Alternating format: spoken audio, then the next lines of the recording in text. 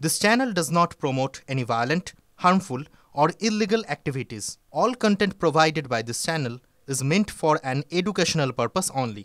Top quality और consistent performance के लिए सिर्फ सिल्वर पंप नाम याद रखना। তেহরান ইরানের প্রতিরক্ষা মন্ত্রকে এবারে হামলা ইসরায়েলের হামলায় ক্ষতিগ্রস্ত ইরানের প্রতিরক্ষা মন্ত্রকের প্রশাসনিক ভবন এবং প্রতিরক্ষা মন্ত্রকের গবেষণা দপ্তরেও স্ট্রাইক ইসরায়েলের ইরানের পাল্টা হামলায় ক্ষয়ক্ষতি বাড়ছে ইসরায়েলেও ইরানের ক্ষেপণাস্ত্র হামলায় ইসরায়েলের নিহত কমপক্ষে 6 জন আরো একবার জানাই আপনাদেরকে লাগাতার যে খবর যে আপডেট আপনাদেরকে জানাচ্ছি সেখানে এই মুহূর্তে যে লেটেস্ট আপডেট তেহরানে ইরানের প্রতিরক্ষা মন্ত্রক সেখানে হামলা ইসরায়েলের হামলায় ক্ষতিগ্রস্ত ইরানের প্রতিরক্ষা মন্ত্রকের প্রশাসনিক ভবন প্রতিরক্ষা মন্ত্রকের গবেষণা দপ্তরে সেখানেও স্ট্রাইক ইসরায়েলের ইরানের পাল্টা হামলায় ক্ষয়ক্ষতি বাড়ছে ইসরায়েলের যত সময় যাচ্ছে যতই সময় এগোচ্ছে ততই ক্ষয়ক্ষতির পরিমাণ কিন্তু বেড়েই চলেছে এবং ইরানের এই যে ক্ষেপণাস্ত্র হামলা সেই হামলায় ইসরায়েলে এখনো পর্যন্ত 6 জন মারা গিয়েছে বলে জানা যাচ্ছে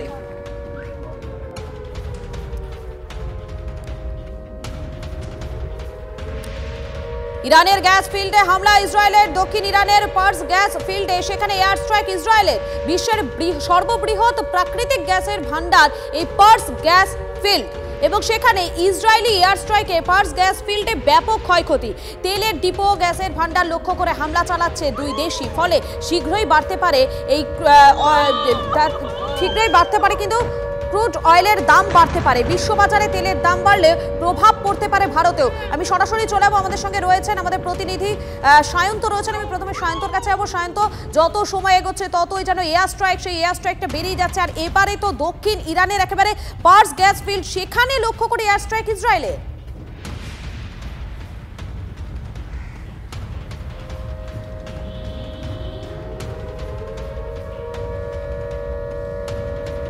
একদমই দেখো পরিস্থিতি যে আরও ভয়াবহ হবে সেটা কিন্তু ইঙ্গিত পাওয়া গিয়েছিল ইরান যখন আমেরিকার সঙ্গে পরমাণু সংক্রান্ত আলোচনায় বসতে নারাজ হয় এমনকি যখন ইসরায়েল পাল্টা জানিয়ে যায় যে এই পরিস্থিতি এখনই থামার নয় এবং প্রত্যাঘাত চলবে অর্থাৎ পরিস্থিতি ক্রমশ ঘনীভূত হচ্ছে সেটা কিন্তু এই অবস্থা থেকে প্রমাণিত এই জায়গায় দাঁড়িয়ে যেভাবে ইরানের প্রাকৃতিক গ্যাস ভান্ডার এবং তেলের জায়গায় হামলা চালিয়েছে ইসরায়েল তাতে কিন্তু প্রায় 300 মিলিয়ন যে টন তেল আপাতত ক্ষতিগ্রস্ত হয়েছে বলে ইরানের প্রশাসন সূত্রে জানা গিয়েছে এবং তাতে কিন্তু আগামী দিন বিশ্ববাজারে ক্রুড অয়েলের দাম ব্যাপক হারে বাড়তে পারে একেবারে শান্ত তুমি আমাদের সঙ্গে থাকো এই মুহূর্তে আমাদের সঙ্গে গ্রুপ ক্যাপ্টেন আর কে দাস রয়েছেন আপনাকে স্বাগত টিভি9 বাংলায় দেখুন এই মুহূর্তে দাঁড়িয়ে সবার নজর কিন্তু এই ইরান এবং ইসরায়েলের দিকেই রয়েছে কিন্তু যেভাবে লাগাতার এয়ার স্ট্রাইক চলছে তাতে সবথেকে বড় সমস্যার কারণ হয়ে দাঁড়াচ্ছে এই তেলের ডিপো গ্যাসের ভান্ডার যার লক্ষ্য করে হামলা চালাচ্ছে দুই দেশই যার ফলে একটা তেলের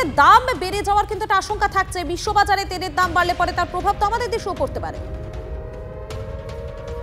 দেখো যখন নাকি দুই দেশের মধ্যে যুদ্ধ হয় তো in addition to military targets যেগুলো অন্য টার্গেট থাকে সেগুলো হচ্ছে economic targets and industrial targets কেন কি তেল খুব দরকার পড়ে একটা মিলিটারি ক্যাম্পেইনের জন্য এছাড়া দেশের ইকোনমি ডিপেন্ডস অন ফিউয়েল তো যখন নাকি ইরান সিভিলিয়ান টার্গেটসকে এনগেজ করে ইসরায়েলে অনেকগুলো মিসাইল ছড়েছিল ক্ষয়ক্ষতি হয়েছিল ইসরায়েলে তো ইসরায়েল এখন in addition to military targets ওরা এনগেজ করছে সেই economic targets oil refineries oil installations oil যেখানে ম্যানুফ্যাকচারিং হচ্ছে সেই সব জায়গায় তো তাতে এখন ইরানের জন্য একটা বিরাট সমস্যা ইরানের জন্য তো সমস্যা আছেই কিন্তু ওয়ার্ল্ডের জন্য একটা তেলের দাম বেড়ে যাবে there will be shortage of oil একটা অয়েল ক্রাইসিস এভিয়েশন ইন্ডাস্ট্রির জন্য একটা বিরাট সমস্যা চলে আসবে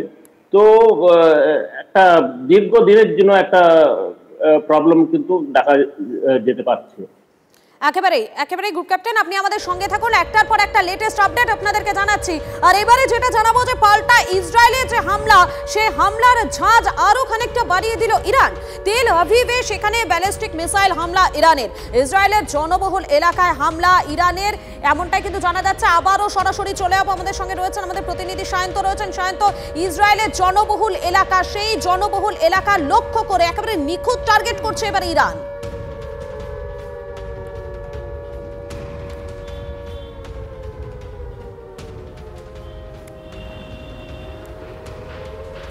একদমই, দেখো তেল আবিব, জেরুজালেম সহ একাধিক জনবসতি এলাকায় কিন্তু টার্গেট করেছে ইরান, এবং সেখানে কিন্তু একের পর এক ক্রুজ মিসাইল, ব্যালিস্টিক মিসাইল এসে আছড়ে পড়ছে।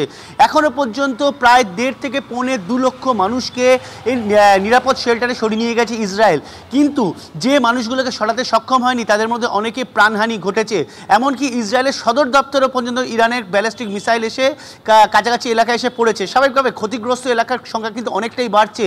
একাধিক বহুতল, একাধিক বাড়ি সেগুলো কিন্তু ধ্বংস হয়ে গিয়েছে। ইরান কিন্তু ঠিক ইসরায়েলের যেরকম প্রতিরক্ষা সদরঘর বা বিভিন্ন সামরিক ঘাঁটি অ্যাটাক করছে, তেমনই কিন্তু জনবসতি এলাকাও ছাড়ছে না। সেই জনবসতি এলাকাগুলো কিন্তু ইরানের এখন মিসাইলের টার্গেটে, এবং এই অবস্থায় দাঁড়িয়ে আয়রন ডোম অনেকটাই সফল হচ্ছে, আবার কিছু ক্ষেত্রে সফল হচ্ছে না। যেটা ইসরায়েল সূত্রে জানা যাচ্ছে যে ইসরায়েল জানিয়েছে যে তাদের অনেক আয়রন ডোম অনেকটাই প্রতিহত করতে সক্ষম হয়েছে, কিন্তু যেটা বিশ্ব যে বাজার বা বিশ্ববাজার বা অন্যান্য সামরিক প্রতিরক্ষা বিশেষজ্ঞ যেটা জানাচ্ছে 30% মিসাইলকে আটকাতে পারিনি ইসরায়েলের আয়রন ডোম। আর সেই কারণে সেই মিসাইল। তুমি সঙ্গে থাকো আমাদের, আমি আবারও গ্রুপ ক্যাপ্টেন আর.কে. দাস রয়েছেন, আমি তার কাছে চলে যাবো। দেখুন, এই যে আমরা দেখতে পাচ্ছি যতই সময় যাচ্ছে ততই একটার পর একটা কিন্তু পরিস্থিতির যে অবনতি সেটা বলাই বাহুল্য। কিন্তু এবারে তেল আভিভে সেখানে ব্যালিস্টিক মিসাইল হামলা করছে ইরান, এবং ইসরায়েলের যে জনবহুল এলাকা, সেই জনবহুল এলাকাতে একবারে নিখুঁত টার্গেট করছে ইরান। দেখো, ইসরায়েলের কাছে যে আয়রন ডোম সিস্টেমটা রয়েছে ওটার মধ্যে সবচেয়ে প্রথম হচ্ছে আইডেন্টিফিকেশন অ্যান্ড ডিটেকশন। যে ইনকামিং রেড আসছে ড্রোন এবং মিসাইল, ওগুলোকে প্রথমে ডিটেক্ট করতে হবে। ফাঁকা আকাশে মারলে তো হবে না, তো ওগুলোকে আগে ডিটেক্ট করতে হবে, তারপরে ডিস্ট্রাকশন। তো এখন ইরান করছে কি, মানে শয়ে শয়ে ওরা মিসাইল ছুটছে। সেই যে ডিটেকশনটা, ওটার একটা ক্যাপাবিলিটি আছে। তো ইরান চাইছে সেই ক্যাপাবিলিটিটাকে বিয়ন্ড যাওয়ার, মানে স্যাচুরেট করে দেওয়া কোনো জিনিসটাকে তার থেকে বেশি। আর ইরানের কাছে দ্য নাম্বার অফ মিসাইলস এশিয়ার মধ্যে চায়নার পরে কিন্তু ইরানের কাছে ম্যাক্সিমাম নাম্বার অফ মিসাইলস এবং ড্রোন রয়েছে। তো সেই ইরান চেষ্টা করছে কি স্যাচুরেট করে দেওয়া এয়ার ডিফেন্স সিস্টেমটা ইসরায়েলের। আর তারপরে 70% ওরা ইসরায়েল কিন্তু ডিটেক্ট করে ডিস্ট্রাক্ট করতে পারছে, কিন্তু যে 30% যেগুলো রয়েছে সেগুলো গিয়ে কিন্তু জনবসতিতে গিয়ে পড়ছে, ম্যাক্সিমাম কিন্তু সিভিলিয়ান ক্যাজুয়ালিটি হচ্ছে। একেবারে বেশিরভাগ জনবহুল এলাকাতেই একেবারে নিখুঁত টার্গেট। এটাই কিন্তু এই মুহূর্তে লেটেস্ট আপডেট আপনাদেরকে জানাচ্ছি। ধন্যবাদ। আমাদের সঙ্গে ছিলেন সরাসরি গ্রুপ ক্যাপ্টেন আর.কে. দাস।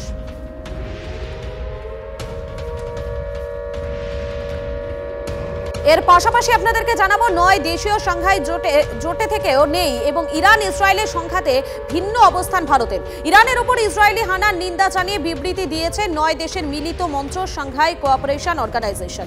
এই আন্তর্জাতিক মঞ্চের সদস্য রাষ্ট্রগুলির মধ্যে ভারত এবং ইরান উভয়ই রয়েছে। তবে এসসিওর বিবৃতি থেকে দূরত্ব রেখে পৃথকভাবে বিবৃতি দিয়েছে নয়াদিল্লি। এই সঙ্গে স্পষ্ট করা হয়েছে সাম্প্রতিক ইরান ইসরায়েল পরিস্থিতি নিয়ে বাকি দেশগুলির সঙ্গে কোনো বৈঠকে যোগ দেননি নয়াদিল্লির কোনো প্রতিনিধি। বিবৃতিতে ইসরায়েলি হানার নিন্দা করে কোনো মন্তব্য করেনি ভারত।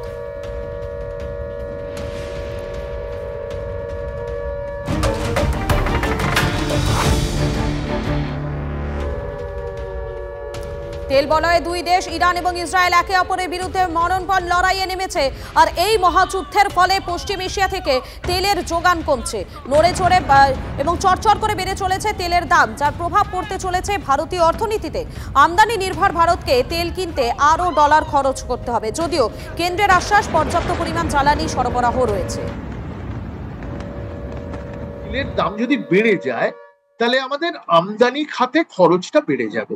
আমদানি এবং রপ্তানির মধ্যে একটা ঘাটতি দেখা দেবে, ঘাটতিটা বেড়ে যাবে। সেটা বাড়লে টাকার দাম পড়ে যাওয়ার প্রভূত সম্ভাবনা। ইসরায়েল এবং ইরানের যুদ্ধ ভারতকে সুরক্ষিত রাখছে না, ভারতকেও এর মধ্যে টেনে আনছে, আমাদের একটা সংকটের দিকে নিয়ে যাচ্ছে।